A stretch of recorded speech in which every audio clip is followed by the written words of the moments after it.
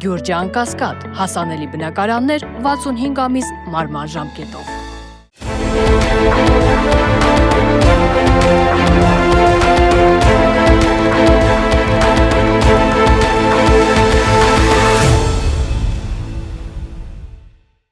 Բարև ձեզ մեդիահաբի հարգելի հետևորդներ, եւ այսպես մինչ իշխանական ընտանիքը զբաղված է միմյանց գլխին ոչիլներ մանգալով,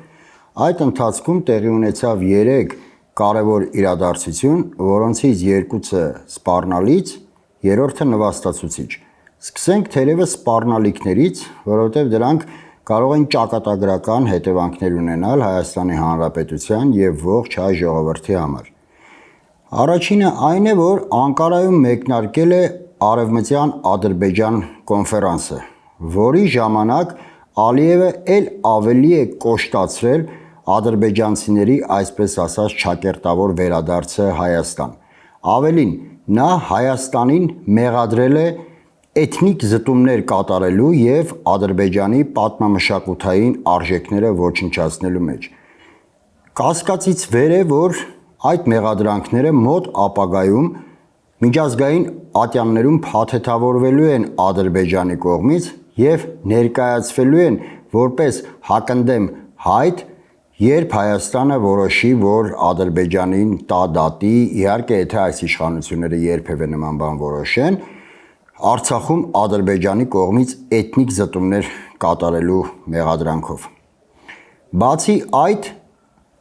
արդեն տևական ժամանակ է, որ ադրբեջանցիների վերադարձի մասին խոսակցությունները շրջանառվում են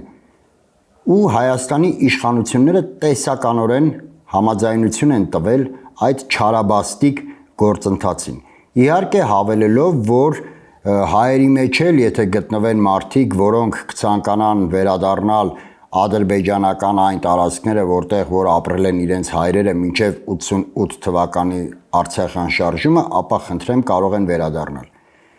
Առնվազն պետք է հիմար լինել կարծելու համար, որ կգտնվի գեթ մեկ հայ, որը ցանկություն կհայտնի վերադառնալ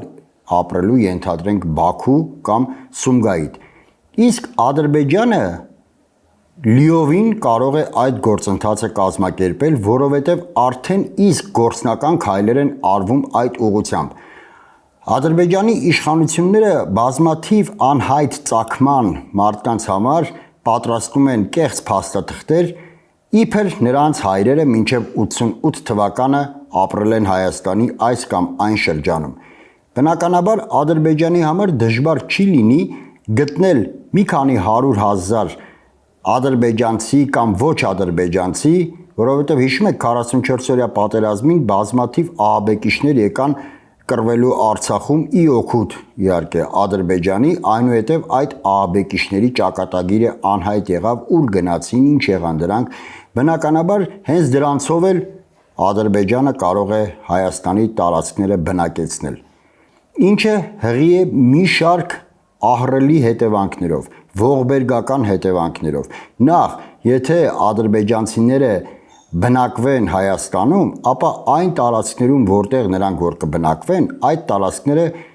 կկանգնեն հայաթափման եզրին, որովհետև ոչ ոք չի ցանկանա, ոչ մի հայ չի ցանկանա ապրել, ինչքան էլ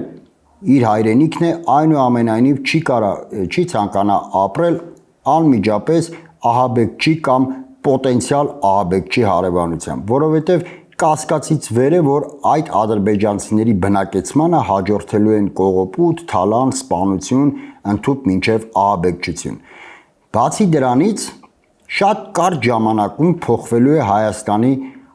ազգաբնակչության պատկերը, որովհետև այդ մարդիկ, անհայտ ծագման մարդիկ, այդ ադրբեջանցիները, որոնք կապրեն Հայաստանում, ճագարի պես բազմանալու են եւ արդյունքում ողջ Հայաստանը որոշ ժամանակ հետո լցվելու է ադրբեջանցիներով։ Ալիևը իր այդ պահանջը ներկայացրել է որպես խաղաղության պայմանագրի կնքման նախապայման։ Իհարկե, այդ նախապայմանը չի մտնում այն 17 նախապայման դրույթների մեջ, որոնք իբր համաձայնեցվել են Հայաստանի եւ Ադրբեջանի կողմից, սակայն այդ դրույթների մեջ չէր մտնում նաեւ ՀՀ սահմանադրությունը փոխելու պահանջը ԵԱՀԿ Մինսկի խմբի լուծարման պահանջը։ Սակայն այդ կոնֆերանսի ժամանակ Ալիևը հայտարարել է, որ եթե ուզում ենք տարածաշրջանում կայուն խաղաղություն, ապա պետք է ադրբեջանցիները վերադառնան իրենց պատմական հայրենիք։ Շեշտում եմ, ոչ թե վերադառնան այն տները, որտեղ որ ապրել են իրենց հայրերը մինչև 88 թվականի Արցախյան շարժումը, այլ վերադառնան իրենց պատմական հայրենիք։ Այլ խոսքով, Ադրբեջանը Հայաստանի Հանրապետությանը մեղադրում է, որ մեր սահմանադրությամբ ֆիքսված է տարածքային պահանջներ հարևան երկրների նկատմամբ, սակայն ինքը ամբողջ Հայաստանի Հանրապետության տարածքը հռչակում է որպես Արևմտյան Ադրբեջան, այսինքն որպես պատմական Ադրբեջան։ Եթե հաշվի առնենք, որ Նիկոլ Փաշինյանը դռնեդուռ է ընկած, պարզապես մուրում է այդ խաղաղության պայմանագիրը, ապա կասկածից վեր է, որ եթե դա լինի գրավականը խաղաղությունը կնքելուն, ապա Նիկոլ Փաշինյանը կգնա նաև այդ քայլին եւ Հայաստանը կբնակեցնի ադրբեջանցիներով։ Հաջորդ վտանգավոր իրադարձությունը, որը տեղի է ունեցել, դա Հունգարիայում թուրքական պետությունների կազմակերպության ոչ պաշտոնական գագաթնաժողովն է, որի ընթացքում Էրդողանը հայտարարել է, որ Հարավային Կովկասը խիստ անհրաժեշտ է թուրքական աշխարհի համար։ Ավելին, Էրդողանը հայտարարել է, որ հայ-ադրբեջանական հարաբերությունների կարգավորումը մեծ հետաքրքրություն է ներկայացնում թուրքական աշխարհի համար եւ այն մեծ հնարավորություններ է բացում թուրքական աշխարհի դիմաց։ Ինչ է նշանակում մեծ հնարավորություններ։ Ակնհայտ է, որ Հայաստանն է հենց այն օղակը, հենց այն խանգարիչ հանգամանքը, որը կանգնած է մեծ թուրանի իրագործման առաջ։ Եվ երբ որ հանում ես Հայաստանը այդ ճանապարհից, ապա մեծ թուրանի գաղափարախոսությունը, մեծ թուրանի ստեղծման տեսլականը դառնում է միանգամայն հնարավոր։ Ինչ նկատի ունի Էրդողանը, երբ ասում է Հայաստան-Ադրբեջան հարաբերությունների բարելավում։ Նա նկատի ունի Հայաստանից ստեղծել, Հայաստանը վերածել մի պետության, որը աշխարհում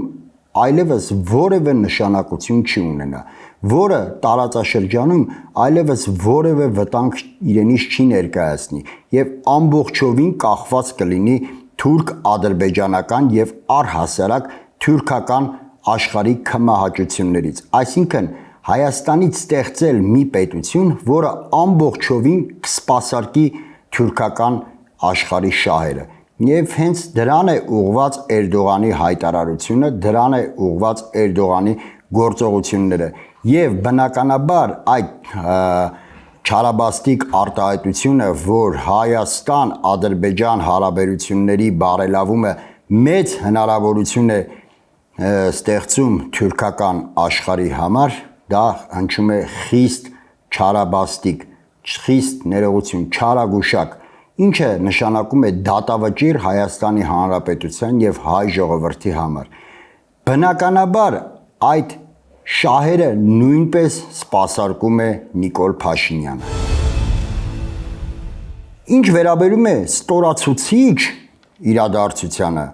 ապա դա արդեն ուղղակի ապտակ է Նիկոլ Փաշինյանին, ապտակ իր տան ներսում։ Եթե նախորդողները ապտակ էին Փաշինյանին դրսից, ապա այս մեկը արդեն Նիկոլ Փաշինյանին ապտակ է հենց իր տանը։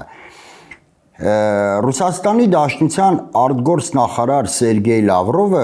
Երևանում խոսելով Նիկոլ Փաշինյանի իրական Հայաստան գաղափարախոսությունից, օրինակ բերելով Նիկոլ Փաշինյանի պատմական Հայաստանը իրական Հայաստանին հակադրելուն, հայտարարեց, որ չի կարելի մոռանալ սեփական պատմությունը,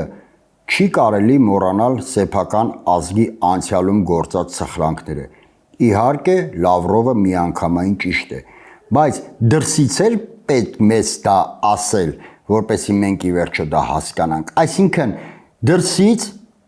Այլ պետության արտգործ նախարարը գալիս է Հայաստանի Հանրապետություն եւ Հայաստանի Հանրապետության ղեկավարի կողմից շրջանառության մեջ դրվող գաղափարը պարզապես տրորում է։ Հասկանում եք,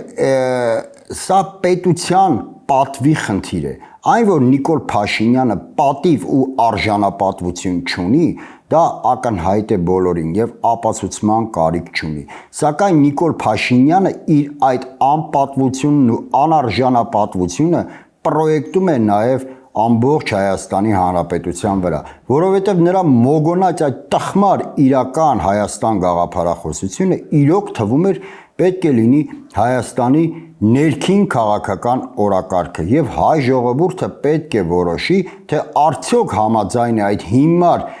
ավելի շուտ այդ դավաճանական գաղափարախոսության հետ, թե ոչ։ Սակայն բանից պարզվում է, որ օտար երկրյա պետության բարձրաստիճան պաշտոնյան գալիս է Հայաստանի Հանրապետություն, կարծիք է հայտնում Հայաստանի Հանրապետության ներքին քաղաքական օրակարգի վերաբերյալ եւ ապտակում է Նիկոլ Փաշինյանին, ստորացնում է Նիկոլ Փաշինյանին։ Շեշտում եմ, Լավրովի ասածները միանգամայն ճիշտ են, սակայն դա մենք պետք է ասենք Նիկոլ Փաշինյանին,